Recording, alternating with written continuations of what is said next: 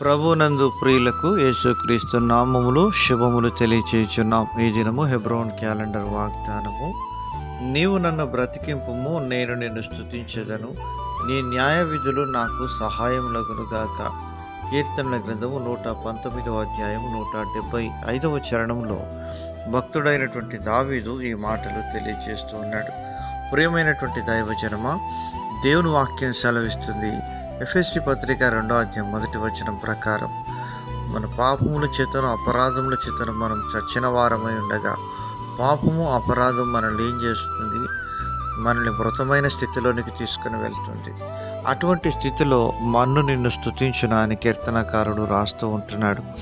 ప్రియమైనటువంటి దేవుని ప్రజలారా, 119వ కీర్తన 77వ చరణంలో అంటున్నాడు భక్తుడు, నీ ధర్మశాస్త్రము నాకు సంతోషకరము, నేను బ్రతుకున్నట్లు నీ కరుణా కటాక్షములు నాకు కలుగునుగాక అని కీర్తిస్తున్నాడు.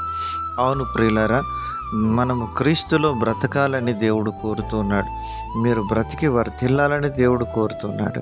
కానీ మన యొక్క అవిధేయతను బట్టి, మన యొక్క రకరకాలైనటువంటి లోక సంబంధమైన ఇచ్చలను బట్టి మనము క్రీస్తు జీవములో నుండి ఆయా సమయాల్లో పడిపోయి మనము ఆధ్యాత్మికంగా మృతమైనటువంటి స్థితిలోనికి వెళ్ళిపోయే వారంగా ఉంటున్నాం. భక్తుడైనటువంటి దావీదు తన జీవితంలో వ్యభిచారం అనే పాపంలో పడి దేవుని యొక్క జీవం నుండి దూరమైపోతూ వచ్చినాడు.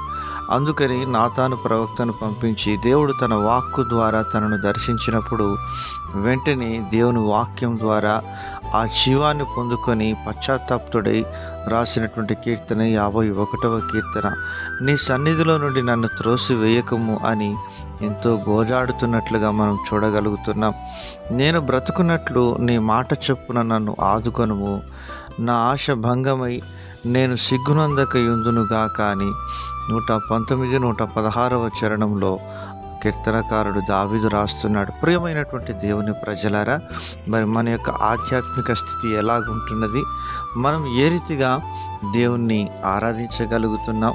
నీవు నీ జీవితంలో దేవుని జీవాన్ని కలిగి దేవుని ఆరాధించగలుగుతున్నావా? ఆయన న్యాయ విధులను తప్పక పాటించగలుగుతూ ఉంటున్నామా? ఒకవేళ మన జీవితంలో కూడా ఆధ్యాత్మికమైనటువంటి మృతమైన స్థితిలో ఉన్నట్లయినా దావీదు లాంటి పశ్చాత్తాప హృదయం మనం కలిగినప్పుడు దేవుడు తన వాక్యం ద్వారా తిరిగి నిన్ను బ్రతికించేవాడుగా ఉంటున్నాడు. ఆయన వాక్యంలో జీవం ఉంటుంది.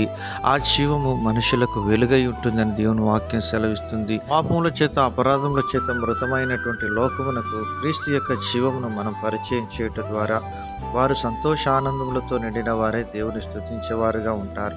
అలాగన దేవుని జీవాన్ని ప్రకటించి పరిశుద్ధాత్మ దేవుడు మనకు సహాయం చేయనుగాక.